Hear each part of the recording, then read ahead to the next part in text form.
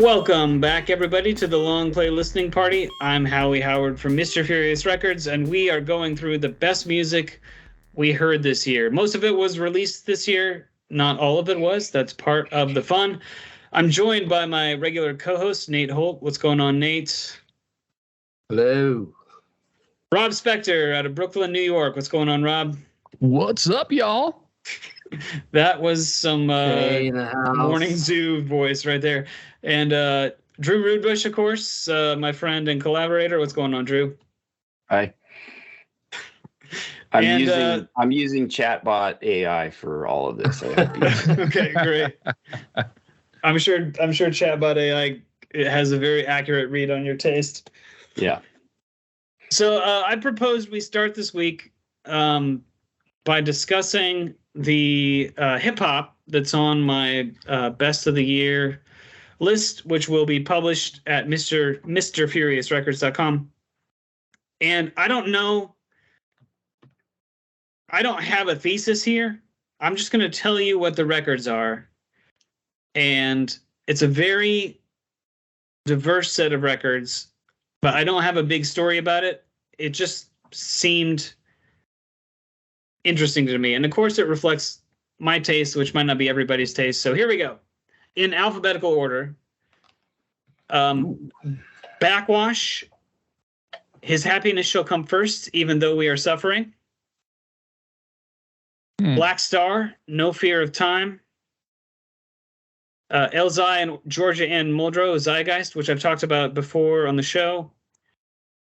Kendrick Lamar, Mr. Morale, and the Big Steppers. Pusha T, It's Almost Dry. And, of course, our friend Stick Figure, Valley of Dry Bones with Conductor Williams. So a couple ringers, maybe Kendrick, Pusha, and some really, well, I guess Backwash is the main kind of left field sort of thing.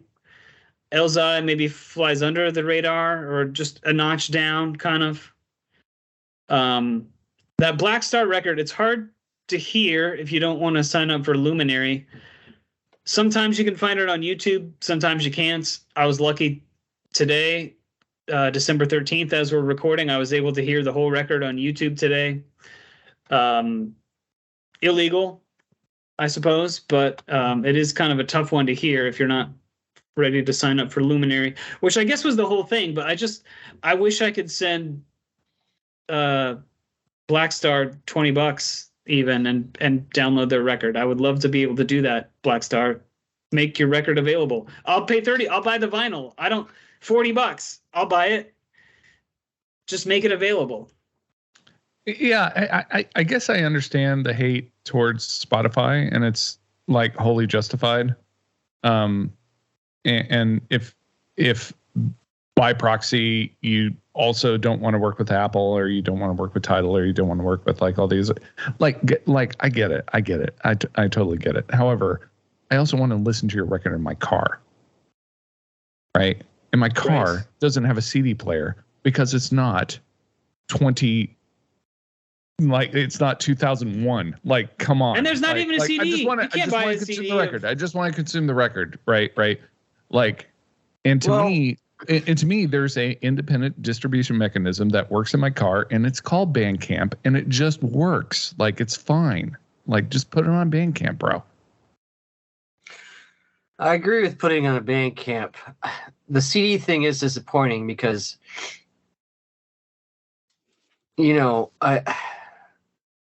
and I'm not crediting myself with this I thought it's I was listening to Tim Finn on the bridge. It was a little while ago. It was a few months ago, but he was talking about how he was going through his box set CD collections again, and how we kind of forgot that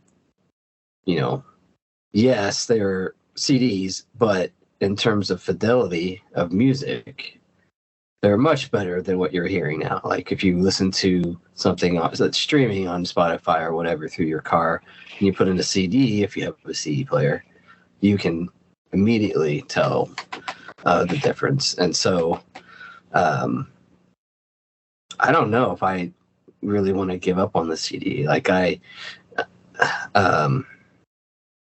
you know, I still want to release some records on, albums on CD, like have a physical copy, like not everything, but like. Well, let me be clear. Let me be clear. Like, there are lossless formats that you can deploy to your phone that you can play in your car, right? And I can play FLAC on my phone. As long as I can play FLAC on my phone, then that's fine. I'm just like, my thing is like, I'm not carrying a Discman when I'm walking my dog. Yeah, I know. I can't bring the vinyl with me when I'm on a run, but I still love the artist and I still want to consume it, and I want to consume it in a environment where I'm eliminated from distraction. You're and not carrying around your increasingly, those are mobile environments, right? And to bring it back to Blackstar, make Luminary kind of function as the label when it comes to that, right? Like, they get a cut. Put it on Bandcamp and Luminary gets a cut, or make physical vinyl, CD, I'll buy whatever, and Luminary gets a cut. Okay, got no problem with that. But like, I just want it. I want to support these guys. It's so good to hear Yassine Bey rapping again and just dropping bars. It's so good. He's my favorite rapper. Wow, of all time. Of all time. It's just. And I'm not saying he's the greatest or anything. I'm saying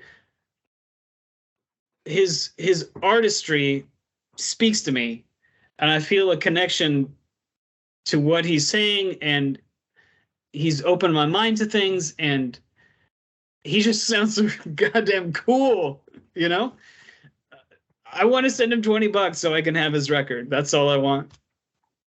And to me, like, the distribution of music is the least interesting part of the business right now. Like it's just not, it's not critical in the way that it was when we were growing up, right? Like, when we were growing up, they literally moved the day that you put out records, right, in order to accommodate like piracy in Eastern Europe. Like that's just not a thing anymore. That's not like a primary source of concern.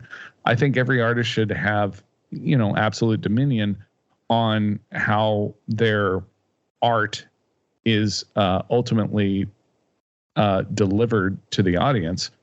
But as a consumer, I can still chafe when that delivery mechanism is incongruent with the level of convenience that's available from all the other artists I consume.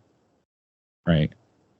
I'm not saying that like if you have a thing against Spotify, I get it. Like the Joe Rogan thing, like there's a lot of stuff to complain about that company. Like, absolutely. I'm not the guy that's like, you have to be on Spotify. I'm comfortable having multiple music apps on my phone.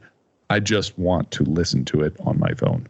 Right. And there's so many ways, however, as an artist, you want to define that direct relationship with your fans. There's multiple ways to go about it. If you don't like one way, there's a different way. I mean, Conductor Williams is brilliant at this. I mean, he sells he sells waves right on his website with Gumroad or something.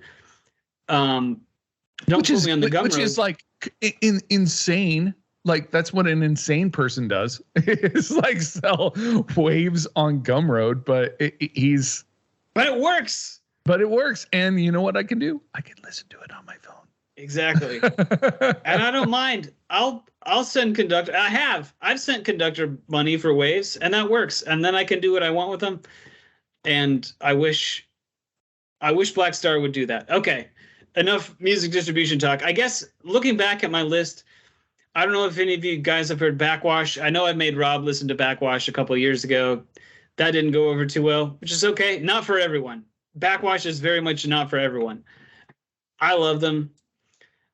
Everything. I mean, the question, I guess, and then we can move on to somebody else. Maybe Drew can have some picks. I think the Kendrick record deserves to be in the top tier for the year. I know not everybody feels that way. Does anybody want to fight me about Kendrick? I think this record is going to age really well. And I know some people wanted something more accessible. I like that it's a little weird. It's kind of challenging. It's artsy even at times. But I think the substance is there, and I think in 10 years it's still going to sound great, and that's why I think it goes in the top tier for me. Now, no arguments. So I'm not familiar with the controversy. Is the complaint that there is a commercial concession to his music, or like I don't understand where does the Kendrick hate come from? Oh, I don't think there's hate. I think it's people are. I'm saying it's great, and a lot of people say it's great. Some people say it's merely good. It's a notch down from everything else he's done. I don't know anybody that's hating. Okay. So you're saying that this record was a comparative low artistically. Yes, some people were slightly to moderately disappointed. Got it. I think. And they're not wrong. If that's how they hear it. I hope they'll revisit it. I guess this is the message. If you're disappointed in the Kendrick record, wait 6 months, wait a year, wait 5 years. I hope you'll revisit it, because I do think it's really, really good. Even the weird songs. I think the weird songs are what's great about it. So I hope people will go back to it. Okay. Enough of my thoughts about rap, because that's weird. Well, can I add a hip hop record on? Oh, absolutely. Actually, Nate, why don't you do it, because I live in New York and there is a emergency vehicle coming by my apartment. Okay.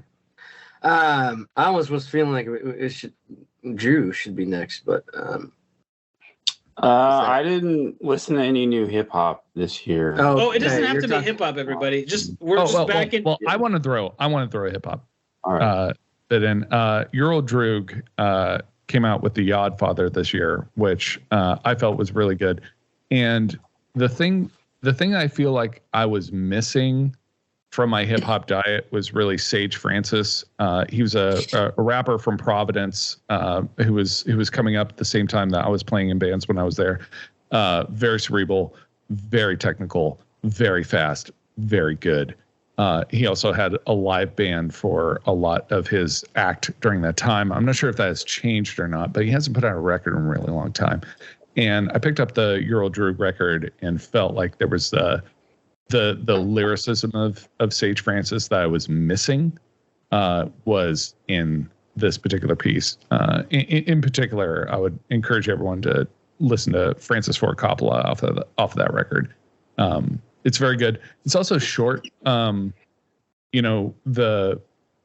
long, the long like LP in hip hop, I feel is that has been growing in popularity, largely from folks like Kanye and folks like that. I'm really excited to see Despair. It's a 14-minute record and it's a banger. Nice. Sage Francis was on Anticon, right? For a while, at least. He was on Anticon, and he was also the first rapper on Epitaph, believe it or not. Oh, sweet. Nice. That's cool. I look forward to checking that out. Okay. Drew, do you want to give us some more picks of any type? Just anything you loved? Yeah, I got a bunch of stuff. Well, pick two or three and kind of tell us the stories of, how you found them or.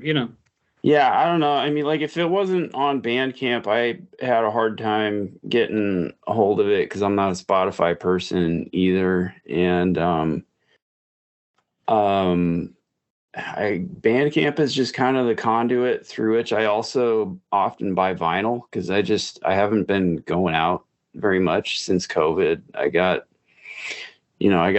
these little kids that kind of demand a lot of attention, and I don't know, I'm just an old guy who never leaves his house. So like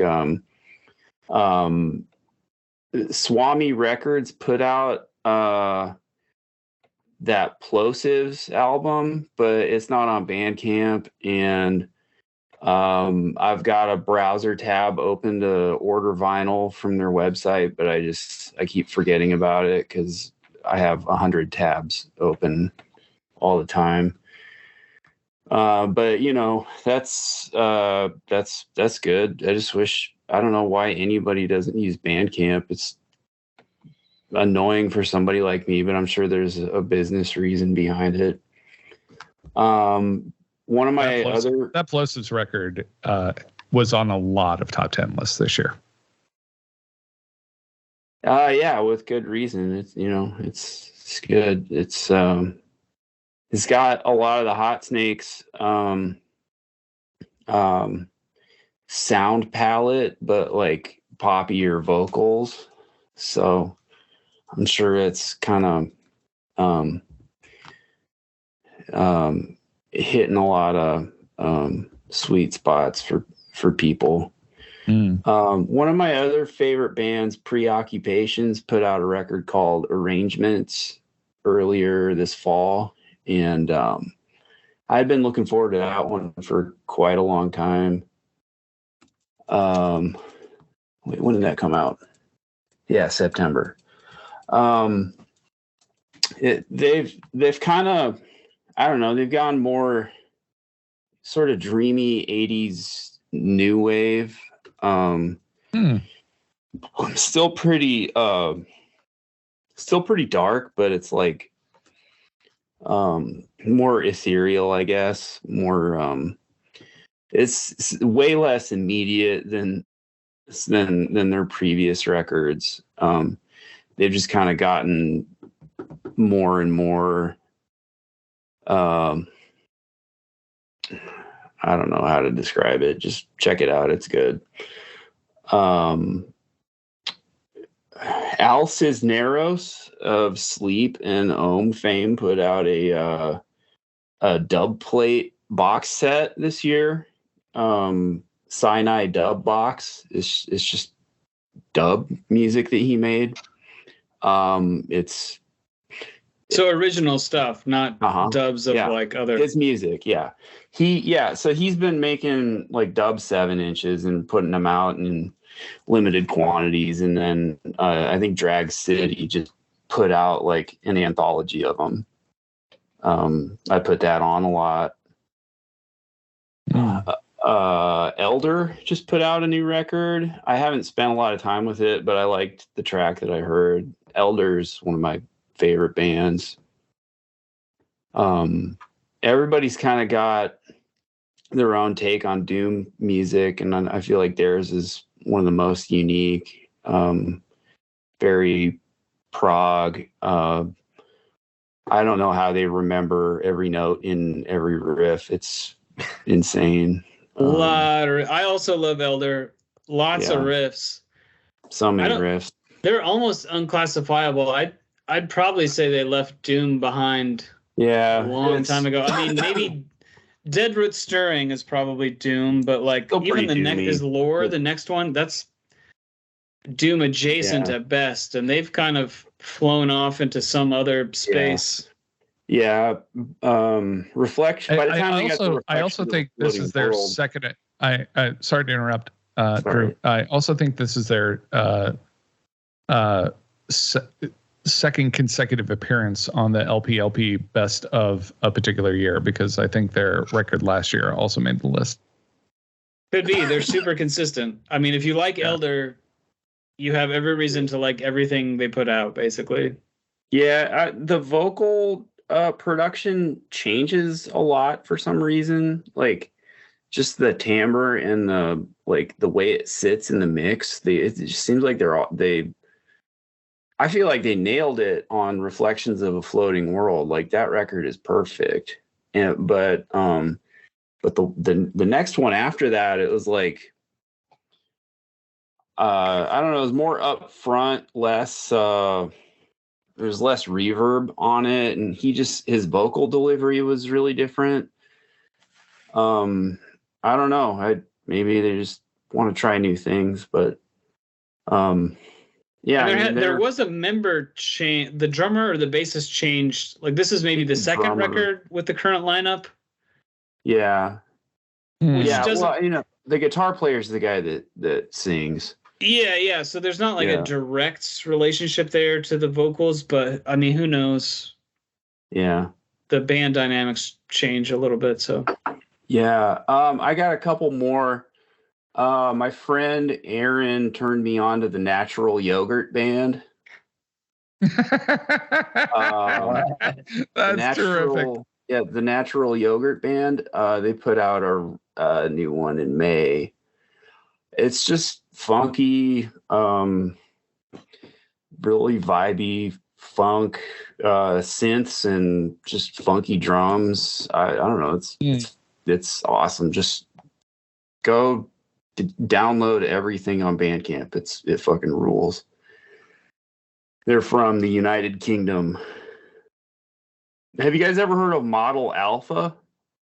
Negative. They're a No. French band, French duo. They do, fun stuff with vintage synths and drum machines. They put out a record, Perceptions, in October. It fucking rules. My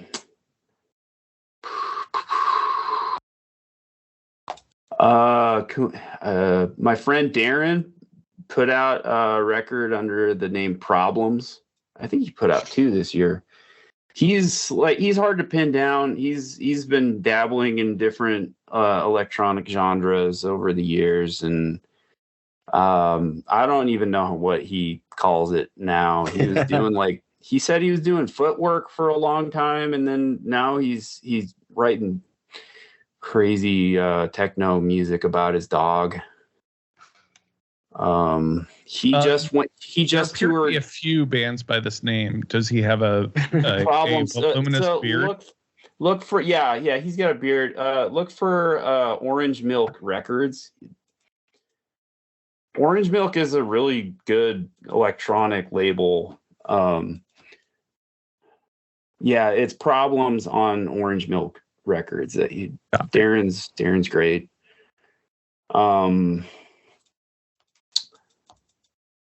Rob, Darren is AKA Touch People, and the show is The Rainbow, which you might remember from really way back in the day. Holy crap! Yep, I forgot the show is The Rainbow. Oh man, that's Darren. He's still at it. Oh my god. Okay, now I see his face. Yeah. Okay. He's great. I think he put out 2. He's prolific. Lisa Belladonna keeps cranking out the jams. Oh, yeah. She's fucking awesome. I mean, I don't even know where to start with her. She's just sorcerer. She's just this awesome witchy lady from North Carolina or something. I don't know for sure. The Appalachian Mountains somewhere. Oh, okay. Just Yeah, I don't know where Lisa's from. album after album just fucking delivers the spooky vibes, and she's a lot of fun. North Carolina makes sense because Lisa has a pretty good relationship with Moog, I think. Yeah, so that kind of, but that doesn't determine anything, of course. Yeah, I mean, she's put out 3 or 4 records this year. I don't know. She's awesome. Very prolific. Yeah. Okay, one more, Drew. Then we gotta rotate. Beak put out a soundtrack kind of art collaboration thing. Cosmic Music. I don't really understand the story behind this. It just showed up on Bandcamp and I downloaded it, and it's Beak. It's Beak. Beak doing Beak things. Beak doing Beak. All right, who are we passing the floor. baton to? Who gets the peace pipe? I guess I can go. I was going to go back to the hip hop real quick, and I think that we had Jet Moran and Milk Drop on the show, their EP Right Away. I really like that EP. I mean, they're both very talented rappers and wordsmiths, for lack of a better term. But so it's interesting to listen to. The production is really, I really love the way that Jet produces his music, but it's kind of heavy. I mean that it's not necessarily you don't listen to it if you are trying to party and stuff. It's a definitely a reflective album, and it's that way just because of the way that it was the Jet the way the songs came about. But I very much enjoyed it. So that's one of my, I would put that on my list. And then the Creepy Jingles record, Take Me at My Wordplay. Also on my list. Yes. Yeah, I think it has to go on. Who are, by the way, anyone who listened to the show, that two of those songs, I think Decepticon and Trojan Horse Girl, are up for best songs of 2022 on 90.9 The Bridge. If you go to the website, the voting thing is right there. So if you have the opportunity, go cast your vote, and you can vote for whoever you want, but just throw those two songs on there while you're at it. But yeah, I mean the lyrics, the music is I mean they're Jocelyn and the rest of that group. They put a really good record together, and I did actually get a record player again. It's been a while, and I bought that one and played it on my record player, and it's just good rock and roll with, I mean, the lyrics will just, you can, it's, I really love that record. So I don't know. I'd probably pass it along. Close you off at this point. All right, I think Rob, if you want to close out your whatever you want to mention, and then I think I can wrap us up. I think I can get through actually my entire list, especially since Nate covered the Creepy Jingles. I think I could do minis and get through the rest of my list, kind of like Drew did. So why don't you go first?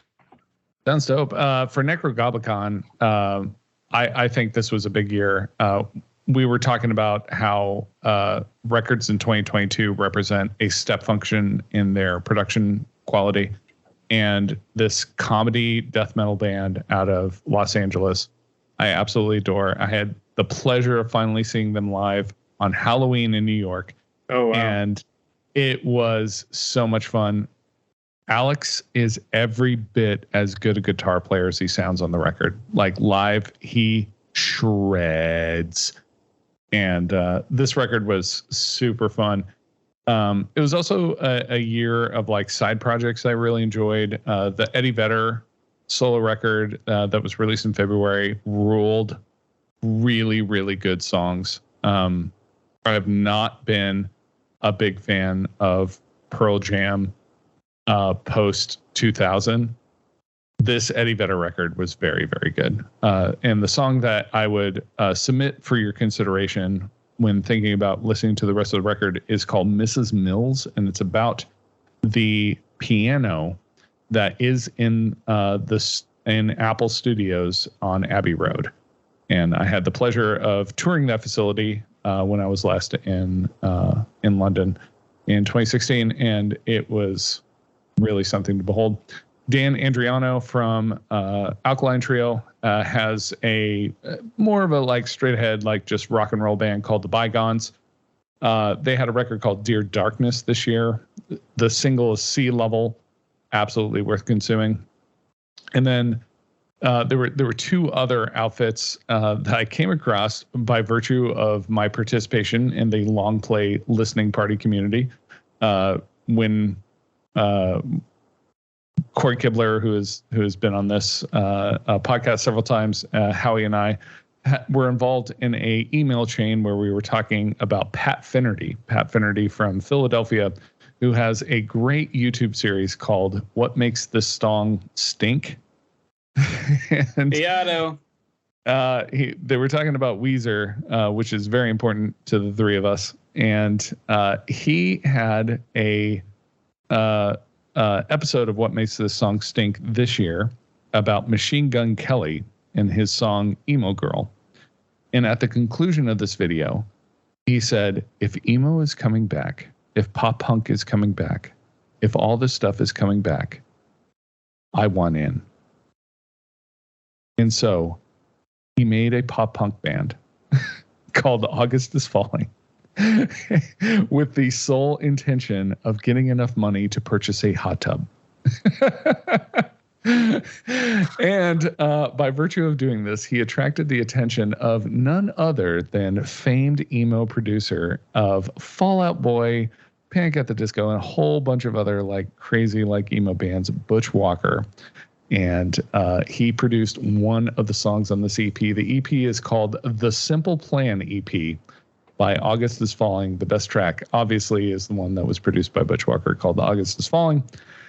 And that clued me into Butch Walker's solo project that he released this year, which is crazy. That he released a record this year called Butch Walker as Glenn, where he creates a band that is an homage to 70s piano men like Billy Joel and Elton John.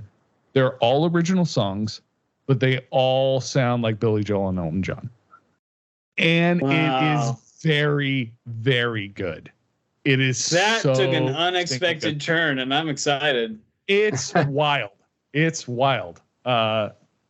I've listened to the song, or I've listened to this record straight through probably like 30 times. Like it's very, very, very good. The band is terrific. The conceit, a little hokey, I have to admit, but the execution is so high that you'll forget about it after the second track.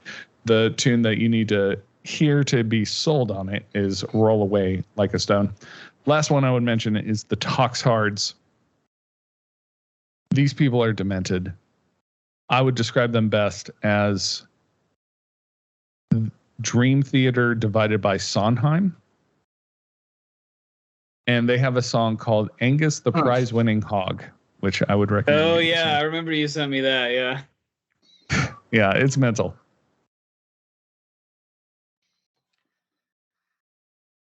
That's about the only way you can describe it. You've got to watch the Angus the Prize-Winning Hog. You will laugh.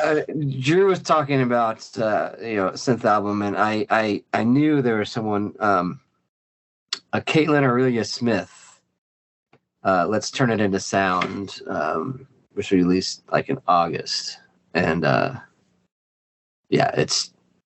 I mean, I love that music. It's some people don't. It just sounds like just random stuff, but I thought that was a really good record too. Yeah, I like her too. She's kind of piggyback on some of Drew's, list. Is she still doing everything on Buchla? I thought so. Yeah, I think was that's trying to. her thing. Yeah, I like her previous records. I haven't heard the new one. Yeah, I liked it. Because she did something with like Susan Shiani. Susan, yes, yeah, they did a collaboration. that record's awesome. I don't know. I think there's a lot of Buchla, but I don't think it's all Buchla. I mean, she's mixing in vocals and saxophones and all kinds of other stuff too. Right, yeah. But primarily, I think it's based. But yeah, she's obviously throwing other stuff in. But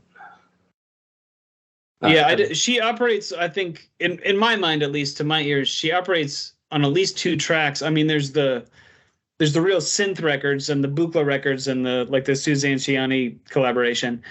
And then she's got this other track that's mixing in the vocals and almost a pop element. It's a very weird pop element, but there's a songwriting kind of this other piece to the synthesizers.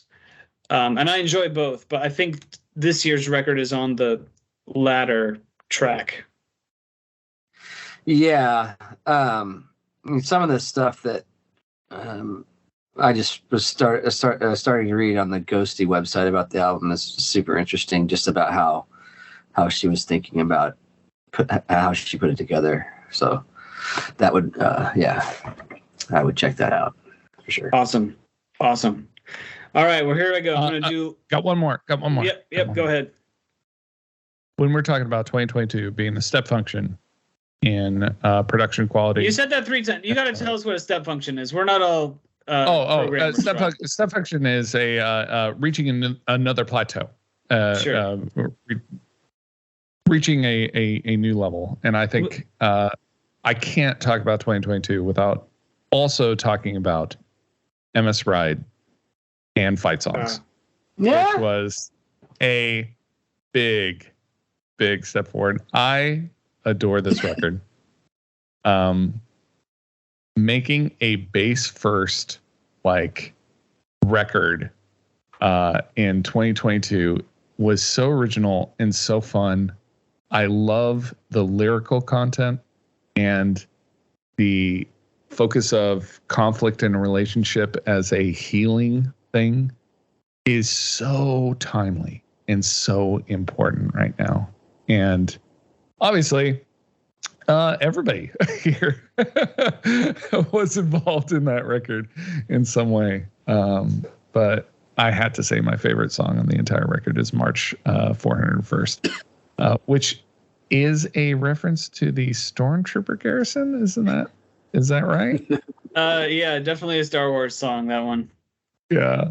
And I mean, it just rips. The whole record rips. But man, I'm just when it finally got released and I finally got the ability to listen to it, which Howie was very steadfast at making sure that not everybody could hear the whole thing until it was. Well, was it worth it though? Was it worth it? It was absolutely worth it. It was 100% worth it. It was mostly because I think what you were trying to preserve was the surprise, and there are so many surprises and so many turns on this record that I absolutely adore, because the small chunk that I heard, well, the 3 tunes that I had heard were Cookie, The Last Time, and the one that me and Travis worked on, which was Hey Sleepyhead. And I had in my head what the record was going to be off of those 3 songs, and that was wrong. The record was quite I mean it was quite a bit different from the rest of the runtime. Also, it's great to have a real long record again, a real spin. This is something that you can invest an hour in and really get something out of it, which I really enjoyed. So much of my big complaint about the era of streaming and Spotify is that people are putting out records and they're only 30 minutes long, which is every punk record on the planet. But there was a period where the creative expression of a record required significant investment on behalf of the listener, and the way that you tapped into that kind of Motown era investment, I think was a meta part of this record, which I really appreciated and enjoyed.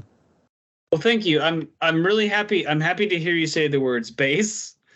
I'm happy to hear you say the word fun, and I'm happy to hear you say the word healing. I'm glad those things are coming through. Very Motown's pretty good too. Oh, absolutely. No, those are not the only things. I'm happy to hear all of it, of course.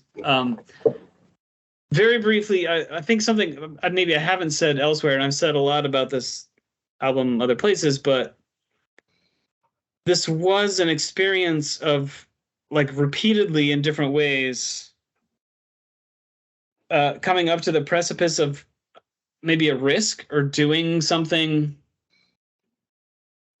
not the expected way and choosing to do it and it working for once. Like it all worked for once. Like everything fell into place. The bass worked. The mix, the Motown style mix worked. The sort of maximal track list. And we had, Scott was helping me with the track list for a while, and we were going back and forth about, well, should we do a minimal, 10 songs and like 4 bonus tracks, or like how do we? And in the end, it was like, no, let's kind of make it as big as possible. And it all just kind of, all those decisions kind of stacked up and worked. And they don't always. Sometimes you do a project and 2 work and 1 didn't, or it goes different ways. But this is one where it all worked, and that was super fun. So thank you, Rob. I appreciate it. It was great to have an LP that didn't feel long, but it felt full. Mm. Well, I'm glad it doesn't feel long. It doesn't. It does not feel like a long record, but it's a runtime that is substantial on a level that we don't really get anymore. Like, my last band, I was like, why are we ever going to put out an LP? Like, let's just put out 5 songs at a time, because that's how people are going to consume things now. Like, are we really going to have something that we need to say in an entire record? And in this particular case, like, the concept does take an entire record, because it does take an entire relationship to describe, right? Like, yeah. And that was really cool to me. Excellent. Well, you can find it at mrfuriousrarecords.bandcamp.com. And please let me transition. Public praise is not doesn't come easy to me, but I appreciate your words, and I appreciate your ears most of all, and I appreciate your participation, each of you, in making this whole thing come together, because none of it works. It's 90% me or whatever, but like the spice that everybody adds, I'm repeating myself though, but it needs everything. Lost and March 401st don't work without Drew. I would agree with that. Yeah, maybe this one, the contribution is obvious. Like it's really very obvious. And I tried to make it obvious in the mix. Like Drew is way out there in the mix in a good way. And those songs, Lost was struggling to breathe until Drew's guitar parts came in. Maybe this one, it sort of worked before Nate, but like it didn't have the emotion. It didn't connect emotionally till Nate's on it. So all those little pieces really are what made it work. Okay, finally, I'm doing my list. Merry Christmas, everybody. Happy New Year. Happy Hanukkah. Happy Kwanzaa. Running through the rest of my best music of the year list. And my best, you got to understand, to me, the best, it has just like absolute lightning in a bottle, unbelievable. My honorable mentions, which I'm not even talking about, are outstanding records. It is stuff I love is in the honorable mention list, but we're just going to rip through the best of my list that I haven't talked about yet. Very briefly, in alphabetical order, Amber Mark, 3 Dimensions Deep. If you like pop, if you like R&B, in my perfect world, this is what's on the radio. Like this should be selling 10 million copies and what everybody should be listening to. It should be playing in stores, and it's if you like 90s R&B with some modern production, Amber Mark is who you want. Beth Orton, Weather Alive. It's got a cool story behind it. But this is I'm going to make a couple more references. I don't want to reduce this to its references, but like Talk Talk, The National. It's moody and her vocal performances on this record are just incredible. And if Songs you are like, so good. the songs are incredible. So good. This just a big accomplishment for an artist at a really interesting point in her career. So worth a listen for that alone. Locally, Brangia, Hollandaise. Hope I'm pronouncing that right. We're friends with the guys in Brangia, including Daniel, who's been on the podcast before. But why? So Travis is an incredible drummer. And I've seen him play. We played shows with him, and I've heard projects he's done, and they're all great. But this recording finally puts Travis on tape in a way that feels like seeing him play the drums. I mean, it really captured his skill and his artistry as a drummer. And he's a very unique drummer. Yeah, he fucking rips. Nate, hit the mute button. Brangia, how do you spell that? Braingea. And the album is HOLON space DAZE. I hate that that's required in finding music today, but it is. It is. And the first or last track are great. But yeah, just a huge accomplishment to get Travis's skill onto tape. Love it. Heinbach, YouTube synthesizer, wonderful, delightful German Mr. Rogers. Many projects this year, all of which are great, but the one that really captured my imagination is called Synket Studien. And it's a one synthesizer, this very rare Italian synthesizer called the Synket, which is they were kind of made one by one by this guy. He only made like 10 synthesizers ever. So it's extremely rare. It lives in a museum. He did a video about it and recorded a short album with it. And just a fascinating instrument. It sent me down a whole rabbit hole about the instrument itself and learning what the knobs do, because it's set up differently than any other synthesizer. And that was really fascinating. Took up a weekend trying to figure out how the Synket worked with moderate success. Hammered Hulls, Careening. The Fugazi energy lives in a really good way. It sounds fresh again. It's share some members with Fugazi. It's not. Oh, really? Wow. It's not a rehash. Okay. But if you like sort of angular guitar punk music, that's really smart. And Mary Timony's in the band too. I love Mary Timony. So kind of a super group, really. What is this? Oh, Drew, you're gonna love this. I assumed you were all over this. Hammered Holes. Hammered Holes. And it's out on Discord. Huh. Album's called Careening. 3 to go. Puerco S. Plunk. Sort of a local guy. I mean, he's lived around the world, but my favorite Puerco S album by far. Very minimal electronic music, but the minimalness of it draws you in, and as you're drawn in, you realize what rich detail there is, and how much thinking has gone into every sound you hear. You don't hear a lot of sounds, but the sounds you do hear carry a lot of intention. And it kind of crisscrosses a lot of genre. I guess you could call it an ambient album, but it's quite percussive. It's not drony at all.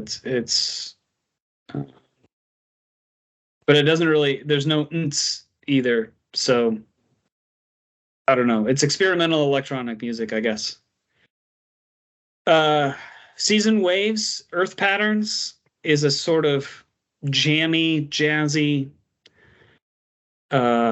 confluence of acoustic instruments and electronics. Very kind of cinematic and soundscapey. Could soundtrack a movie or a game. But not background music. Lots of great percussion. Just good. Wow, it sounds. This doesn't do it justice, but just good vibes.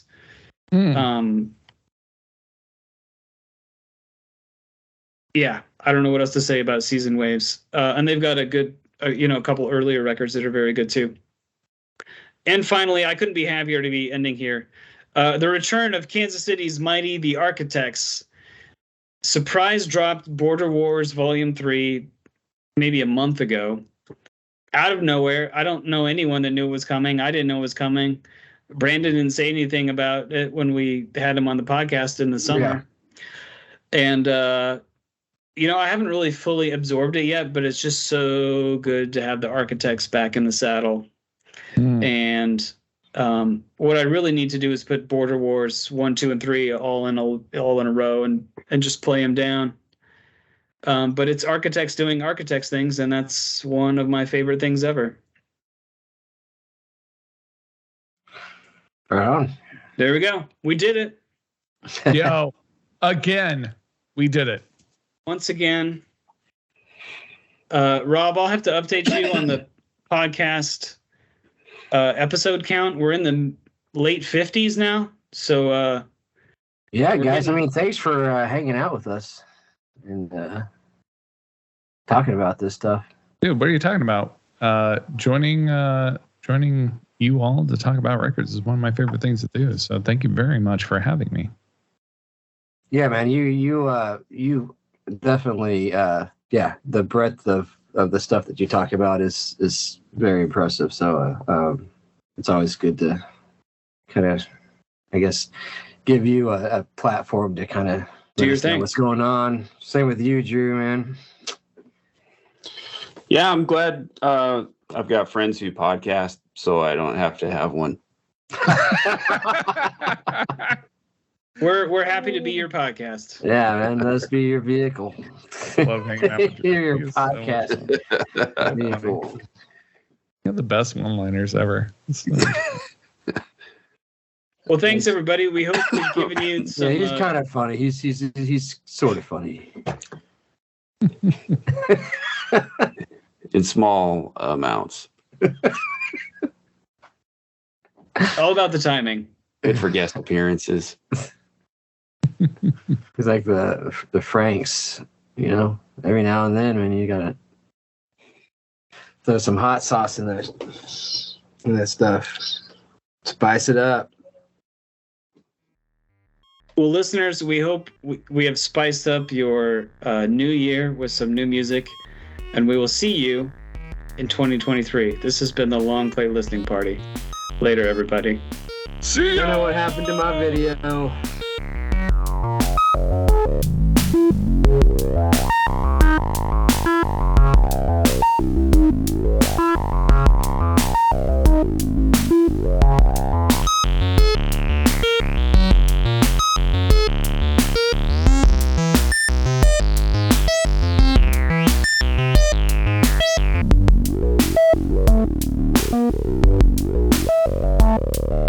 Bye.